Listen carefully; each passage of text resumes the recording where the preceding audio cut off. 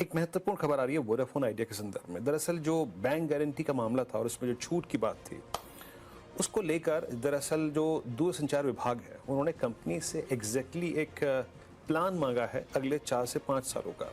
दरअसल अगर आप इस बैंक गारंटी में छूट की कल्पना करते हैं और की गुंजाइश तलाश रहे हैं, तो आप अपना 4 से 5 साल का हमें रिवाइवल प्लान दें ताकि एजीआर और स्पेक्ट्रम बकाया को चुका सकती है कि नहीं। और मतलब ये बड़ा डेवलपमेंट है।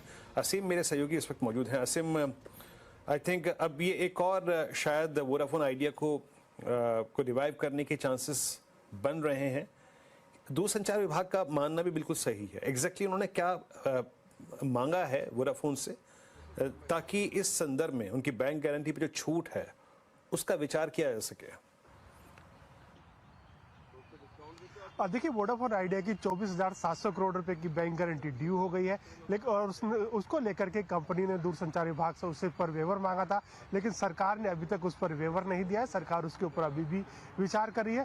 ठीक उससे पहले सरकार ने कंपनी से अगले 4 से 5 साल का रिवाइवल प्लान मांगा, उनके फाइनेंशियल्स मांगे, उनसे पूछा है कि आप बताइए आप सरकार की लायबिलिटीज को किस तरह से चुकाएंगे। ये भी बता दूं कि कंपनी के ऊपर फिलहाल 2 लाख करोड़ रुपए की लायबिलिटी है। इसमें से 1,30,000 करोड़ रुपए की लायबिलिटी स्पेक्ट्रम की है, जबकि 70,000 करोड़ रुपए की स्पेक्ट्रम लायबिलिटी जो है वो एजीआर की है।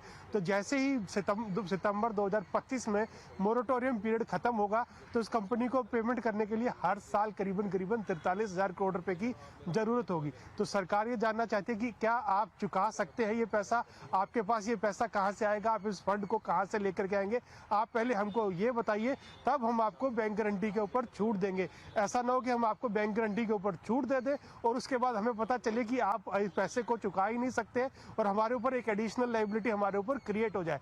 तो इसलिए सरकार ने कंपनी से अगले 4 से 5 साल का प्लान सौंपने के लिए कहा है कि आप ये बताइए कि आप सरकार का पैसा किस तरह से चुकाएंगे, और अगर कंपनी इसका जवाब देती है तो सरकार उसके बाद ही कंपनी को बैंक गारंटी पर छूट देने का कोई फैसला लेगी।